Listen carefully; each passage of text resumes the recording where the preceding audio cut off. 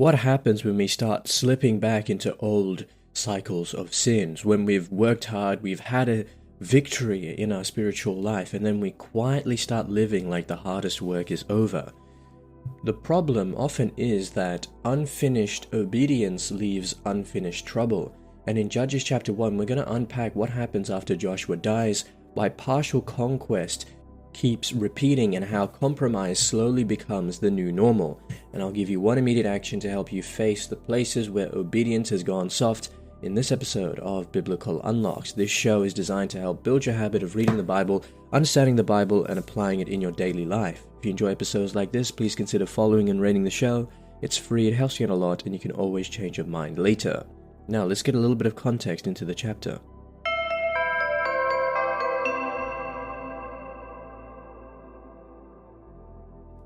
So, Judges chapter 1, it opens with right after Joshua's death and shows Israel continuing the conquest, but in a fragmented way. Judah and Simeon work together at first, Caleb remains steadfast, Othniel rises, and then the chapter becomes a sobering catalogue of tribes who fail to drive out the Canaanites fully. So the chapter is not just about military history, it is the beginning of a pattern. Incomplete obedience leads to ongoing compromise.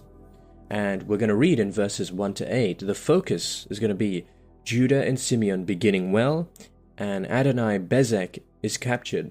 And my question for you for these first 8 verses is, why does the book of Judges start with cooperation and victory before the failures begin? Verse 1. After the death of Joshua, the Israelites inquired of the Lord, "Who shall go up first for us against the Canaanites to fight against them?" The Lord said, "Judah shall go up. I hereby give the land into his hand." Judah said to his brother Simeon, "Come up with me into the territory allotted to me, that we may fight against the Canaanites. Then I, too, will go with you into the territory allotted to you." So Simeon went with him. Then Judah went up, and the Lord gave the Canaanites and the Perizzites into their hand, and they defeated 10,000 of them at Bezek. They came upon Adonai-Bezek at Bezek and fought against him, and defeated the Canaanites and the Perizzites. Adonai-Bezek fled, but they pursued him and caught him and cut off his thumbs and big toes. Adonai-Bezek said, 70 kings with their thumbs and big toes cut off used to pick up scraps under my table, as I have done, so God has paid me back. They brought him into Jerusalem, and he died there. Then the people of Judah fought against Jerusalem and took it. They put it to the sword and set the city on fire. Why does the chapter begin with success before it starts listing failures? And the reason is because I think the chapter is trying to show that the problem here is not a lack of opportunity.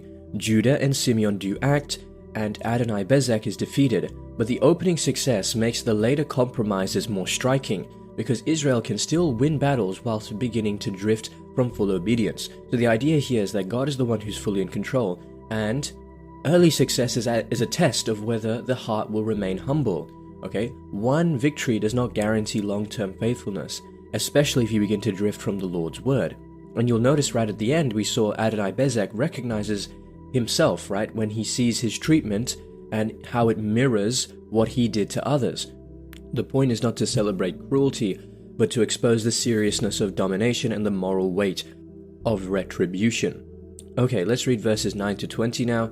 The focus here is going to be Caleb, Othniel, and the taking of Hebron, or Debir. And my question for you is, why does Caleb still stand out as faithful when the others drift? Verse 8, Then the people of Judah fought against Jerusalem and took it. They put it to the sword and set the city on fire. Afterward, the people of Judah went down to fight against the Canaanites, who lived in the hill country, in the Negeb, and in the lowland. Judah went against the Canaanites who lived in Hebron. The name of Hebron was formerly Kiriath Arba. And they defeated Sheshai and Ahiman and Talmai. From there they went against the inhabitants of Debir. The name of Debir was formerly Kiriath Sepher. Then Caleb said, Whoever attacks Kiriath Sepher and takes it, I will give him my daughter Axa as wife. And Othniel, son of Kenaz, Caleb's younger brother, took it, and he gave him his daughter Axa as wife. When she came to him, she urged him to ask her father for a field. As she dismounted from her donkey, Caleb said to her, "What do you wish?" She said to him, "Give me a blessing, since you have set me in the land of the Negeb. Give me also Guloth Mayim." So Caleb gave her Upper Guloth and Lower Guloth. The descendants of Hobab the Kenite, Moses' father-in-law, went up with the people of Judah from the city of palms into the wilderness of Judah, which lies in the Negeb near Arad. Then they went and settled with the Amalekites. Judah went with his brother Simeon, and they defeated the Canaanites who inhabited Zephath and devoted it to destruction. So the city was called Hormah. Judah took Gaza with its territory, Ashkelon with its territory, and Ekron with its territory. The Lord was with Judah, and he took possession of the hill country, but could not drive out the inhabitants of the plain because they had chariots of iron. Hebron was given to Caleb, as Moses had said, and he drove out from it the 3 sons of Anak. Okay, again, Caleb is depicted as the model because he still believes God's promise after all these years. Caleb is active in his faith. He's the one who kept following the Lord wholeheartedly, and now his faith still takes ground. And the chapter continually honors him because faithfulness over time remains fruitful.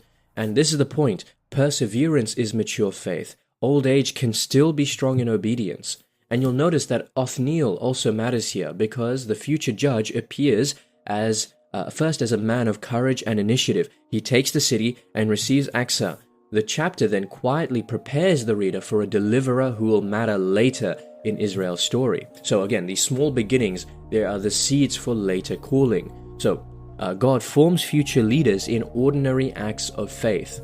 And Asa's request is still relevant here because the book wants you to feel the pattern. Benjamin, Manasseh, Ephraim, Zebulun, Asher, Naphtali, and Dan each leave something undone. And the issue is not that nothing good happens, it's that not fully, right? That the promise has not been fully encapsulated, fully fulfilled. And therefore, the idea of not completion or not completing everything or being incomplete, that becomes the new normal. And that is when you start to let compromise quietly settle in. So compromise, small compromises grow into moral weakness, and partial obedience is never just partial. Okay, let's read verses 21 to 36. This is going to be the final part of the chapter, and we're going to take a look and see how the tribes fail to drive out the Canaanites fully, and when partial obedience actually becomes a pattern. Verse 21, "But the Benjaminites did not drive out the Jebusites who lived in Jerusalem among the Benjaminites to this day. The house of Joseph also went up against Bethel, and the Lord was with them. The house of Joseph sent out spies to Bethel. The name of the city was formerly Luz. When the spies saw a man coming out of the city, they said to him, 'Show us the way into the city, and we will deal kindly with you.' So he showed them the way to the city, and they put the city to the sword. But they let the man and all his family go. So the man went to the land of the Hittites and built a city and named it Luz. That is its name to this day. Manasseh did not drive out the inhabitants of Bethshean and its villages, or Tanakh and its villages, or the inhabitants of Dor and its villages, or the inhabitants of Ilbeim and its villages, or the inhabitants of Megiddo and its villages. But the Canaanites continued to live in that land. When Israel grew strong, they put the Canaanites to forced labor, but did not, in fact, drive them out. And Ephraim did not drive out the Canaanites who lived in Gezer, but the Canaanites lived among them in Gezer. Zebulun did not drive out the inhabitants of Kitron, or the inhabitants of Nahalol, but the Canaanites lived among them and became subject to forced labor. Asher did not drive out the inhabitants of Akko, or the inhabitants of Sidon, or the inhabitants of Mahalab, or the inhabitants of Akzib, or of Helba, or of Aphik, or of Rehob. But the Asherites lived among the Canaanites, the inhabitants of the land, for they did not drive them out. Naphtali did not drive out the inhabitants of Beth Shemesh, or the inhabitants of Beth Anath, but lived among the Canaanites. The inhabitants of the land, nevertheless, the inhabitants of Beth Shemesh and of Beth Anath, became subject to forced labor for them. The Amorites pressed the Danites back into the hill country. They did not allow them to come down to the plain. The Amorites continued to live in Haheres, in Aijalon, and in Shalbim, but the hand of the house of Joseph rested heavily on them, and they became subject to forced labor. the border of the Amorites ran from the ascent of Akrabim, from Selah and upward. Okay, so why did the chapter turn into a list of failures right at the end? And the reason is because, again, they failed to drive out the Canaanites. They failed. Each and every one of them failed in some way, and these small compromises can grow into moral weaknesses. And why is it that they did not drive them out? Why is that repeated over and over and over again? Because that is the message. The repetition is the message. The Canaanites remain, and the Israelites choose accommodation over removal. That means the land is no longer fully being shaped by covenant faithfulness, and what was to be cleared becomes tolerated and then normalized. So, this is the insistence here, that tolerated sin becomes entrenched, and that if we do not confront what will inevitably humble us, what will inevitably lead us to death, then it is going to result in pain and suffering. It starts small and then it grows deeper. But there is a theological point in this ending, and that is that obedience delayed is obedience weakened, and Judges chapter 1 is the doorway into the whole book's tragedy. The people do not finish what they are called to do, and the result is a long cycle of instability, and the chapter is a warning about the cost of unfinished faithfulness. And that is it. Spiritual life is movement forward, not settling into compromise. And that's important because God's people are called to keep advancing. Okay, let's see how this chapter fulfills Jesus Christ.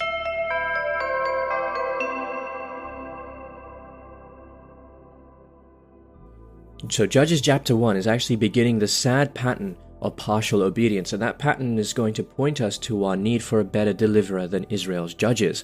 In Christ, the story is going to change because Jesus does not leave enemy territory half-touched, and he does not leave his people to manage compromise forever. He is the one who fully confronts sin, fully keeps covenant, and fully secures the inheritance his people needs. Where judges begin to show fracture, Christ begins to heal and complete.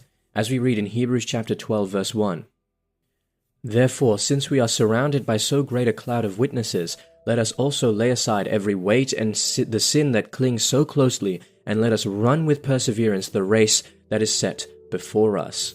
The important point of this message in this particular verse is that there's a warning for us. Do not settle for partial obedience when God has called you to run well to the end. Think about that message, the idea of a runner. A runner is going to run as hard as they possibly can. They're not going to give up. They're not going to compromise. They're going to keep going until the race is finished. And we must know that there is a final end to the race. But as we're running, it's going to be tireless. It's going to be hard. It's going to be painful. But we know that this is what the Lord has called us to do. So let us run with endurance and determination.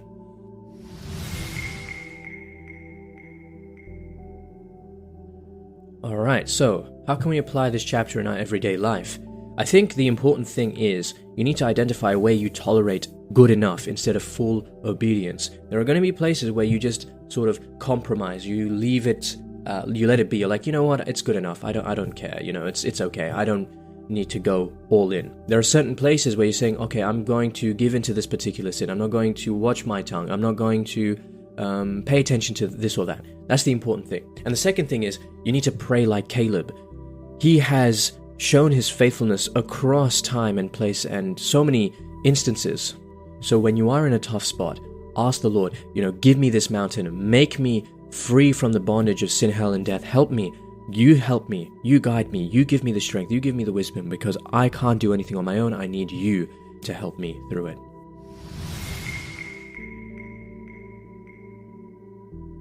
Alright, well that's it for this episode of Biblical Unlocks. If you enjoyed this episode, please feel free to rate the show and follow. It's free, it helps me out a lot, and you can always change your mind later. We learned in Judges chapter 1 that it begins with real victories, but the chapter's main burden is the unfinished obedience near the end. Caleb always stands out as a model of long faithfulness and courage. Othniel appears as an early sign of future deliverance. The repeated failure to drive out the Canaanites shows how compromise becomes a pattern. Partial obedience is not neutral, it leaves lasting trouble in the land and in the people. And that is the important thing, that we have someone in Christ who does not leave enemy a territory half-touch. He completely wipes out sin, hell, and death forever. So if you enjoyed this episode, please feel free to rate the show and follow. It's free, it helps me out a lot, and you can always change your mind later. Otherwise, just have a blessed day. And remember, if you're not in your word, you're in your feelings. Godspeed.